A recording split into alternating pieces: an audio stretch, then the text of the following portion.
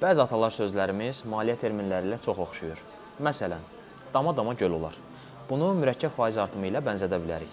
Məntiq odur ki, investor tək ilkin məbləğdən deyil, həm də onun faizindən də faiz qazanmış olur. Zamanla bu iki məbləğ addım-addım böyüyərək böyük bir məbləğ yaradır. Və yaxud da hər parlayan qızıl deyil. Xüsusən də cari günün trendi olan qiymətli metal alqı-satqısı, kriptovalyuta, səhəm bazarı. İdeya odur ki, analiz etmədən, sırf trenddir deyə, başqaları da yatırım edir deyə, mən yatırım etməməliyəm. Analiz edib məntiqli addımlar atmalıyam. Və ya borclu borclunun sağlığını istər. Bəzən müştəri bankdan krediti götürəndən sonra bank onunla daha çox maraqlanır, nəinki müştərinin özü. Hesabatları vaxtında təqdim eləyirmi, audit olunubmu, korporativ struktur qaydasındadırmı və s.